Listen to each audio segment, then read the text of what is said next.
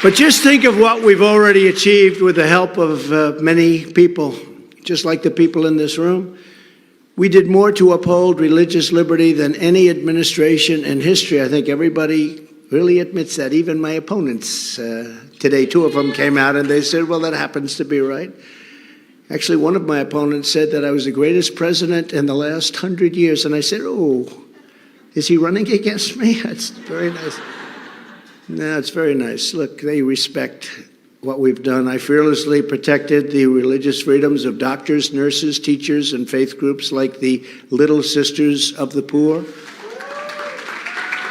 I blocked the IRS from using the Johnson Amendment to interfere with pastors' freedom of speech and other faith leaders. I stopped Barack Hussein Obama's hateful, bigoted assault on faith-based adoption and foster care services, as you know. And I restored your right to help those beautiful children find a loving and equally beautiful family. As president, I stood proudly with our friend and ally, the State of Israel. I kept my promise. I kept my promise, recognized Israel's eternal capital, and opened the American embassy in Jerusalem. Even got it built. I got the embassy built. Can you believe that? Would have taken 20 years. You wouldn't have had an embassy. That was an interesting one. I said, do we have any land? You know, they wanted to spend $2 billion to build it. We spent slightly less than that, like $500,000.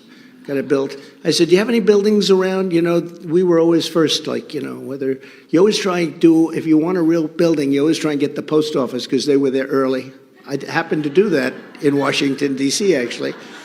We redid it and did very well. It's been a great success. It's been a really beautiful building. But I said, let's get it built. Let's get it built. So they came to me. They wanted to spend $2 billion. I said, well, maybe we have land that's a better location. They had a piece of land, but it was a bad location. The real estate people, two of them in the back that are friends of mine, they're very good real estate people, too. They know what I'm talking about. So they went out, they checked. They called me up 2 days later. They said, you know, we do have a great piece of land, and it has a building on it. I said, that's even better because you can renovate the building for a lot less than it costs to build a brand new one. A lot of people don't know that. So I put a crew on it. I said, how much can we do? Can we build it great? They said, sir, we can do it for $350,000. And it's the first time I think this ever happened to me, like in my entire life. I said, that sounds too low. How the hell can you do it for that? It sounds too low.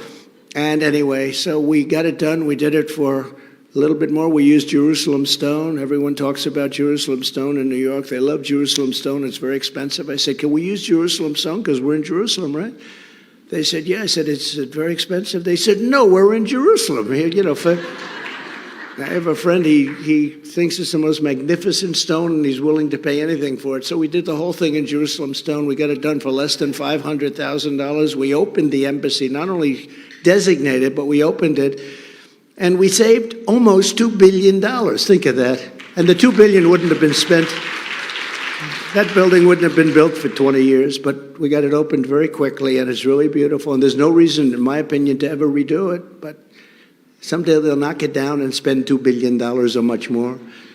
But I also recognized Israel's sovereignty over the Golan Heights, something that was going on for 58 years. I got it done. We got it done quickly, and I withdrew the United States from the totally disastrous Iran nuclear deal. Unfortunately, this administration hasn't done a damn thing about it. They've let that just go on and on and on. And then they made a deal, as you know, for 5 hostages. I said, all right, that sounds okay. 5 hostages. They had 5, we had 5. That sounds okay. But they forgot to tell me one thing. In addition to the hostages, they get $6 billion. You know that deal? You heard about that deal? That's not a good deal. That's not. What are they doing? It's a 5 for 5. They said it's a 5 for 5 split. Plus they get $6 billion. Oh, that doesn't sound too good.